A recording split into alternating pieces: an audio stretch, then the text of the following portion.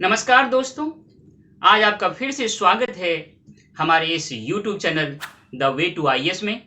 Friends, मैं संजय आज एक नए टॉपिक के साथ, जिस टॉपिक का नाम है कॉग्निटिव रिवॉल्यूशन, इसके बारे में आज हम बात करेंगे।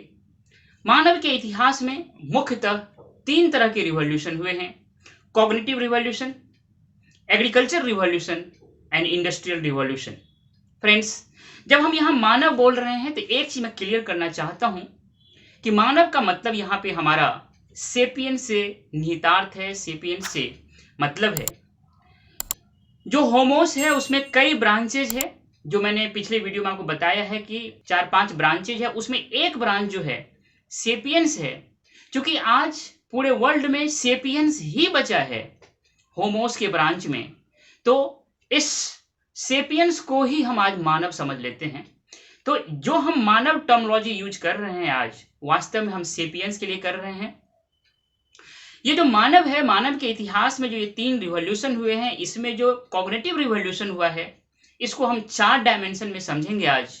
सबसे पहले कि कॉग्निटिव रिवॉल्यूशन होता क्या है, कॉग्निटिव रिवॉल्यूशन जो है वो कब हुआ, और कॉग्निटिव रिवॉल्यूशन क्यों हुआ, और ये कॉग्निटिव रिवॉल्यूशन सेपियंस में ही क्यों हुआ, दूसरे अन्य होमोस में क्यों नहीं हुआ।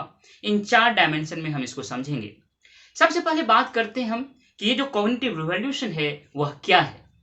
फ्रेंड्स, मानव ने कुछ एबिलिटी को प्राप्त किए, जैसे लर्निंग की एबिलिटी, रिमेम्बरिंग मतलब याद करने की एबिलिटी, और कम्युनिकेट करने की एबिलिटी, ये मानव को प्राप्त हुआ। साथ ही साथ मानव इंटेलिजेंट हुआ, बहुत ही क्रिएटिव हुआ और बहुत ही सेंसिटिव हुआ। मानव इन सारे चीजों के आधार पे यूज करना शुरू किया, एक न्यू वे ऑफ थिंकिंग, नए नए तरीके से सोचना शुरू किया। और साथ ही साथ जितने भी चीज थे वर्ल्ड में, उनको एक मानव दूसरे मानव से जो कम्युनिकेट जो कर रहे थे, उस कम्युनिकेशन के प्रोसेस में एक न्यू टाइप ऑफ लैंग्वेज जो है वो यूज करना शुरू किया।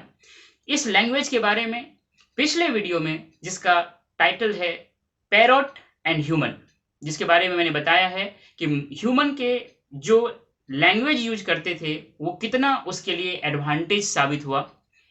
लेकिन यहाँ जो हम बात कर रहे हैं इस कॉग्निटिव रिवॉल्यूशन में, वो ये हम कह रहे हैं कि learning ability, remembering ability, communication का एबिलिटी, साथ ही साथ इंटेलिजेंट होना, क्रिएटिव होना एंड सेंसिटिव होना, न्यू वे ऑफ थिंकिंग का होना और न्यू टाइप ऑफ लैंग्वेज का यूज करना, ये सारे चीज मिल करके कॉग्निटिव रिवॉल्यूशन कहलाता है। फ्रेंड्स, जो नेक्स्ट सवाल है कि कॉग्निटिव रिवॉल्यूशन कब हुआ।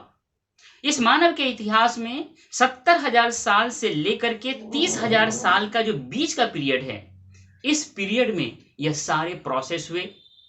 अब जो थर्ड सवाल है कि यह कॉग्निटिव रिवॉल्यूशन क्यों हुआ। फ्रेंड्स, एक एक्सीडेंटल जेनेटिक म्यूटेशन था, ये एक्सीडेंटल था, जेनेटिक म्यूटेशन था, जिसके कारण मानव के जो ब्रेन का वायरिंग है वह चेंज हुआ। इस कारण से मानव इस कॉग्निटिव रिवॉल्यूशन के फेज में आया। अब सवाल उठता है कि मानव में जो ये कॉग्निटिव रिवॉल्यूशन हुए, इस सेपियंस में जो हुए, सेपियंस में ही क्यों हुए। फ्रेंड्स, इसके बारे में अभी तक यही कहा जाता है, it was a matter of pure chance.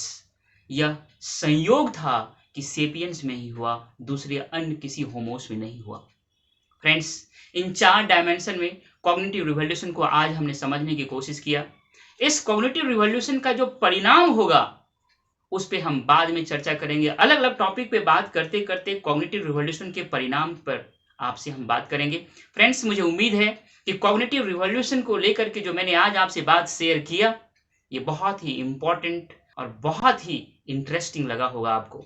Friends, इसीलिए आपसे मेरा यह हम्बल रिक्वेस्ट है कि हमारे इस चैनल को सब्सक्राइब करें, लाइक करें, अपना वैल्यूएबल कमेंट करें और अपने दोस्तों के बीच इसे शेयर करें। थैंक यू डियर, मिलते हैं नेक्स्ट वीडियो में। जय हिंद।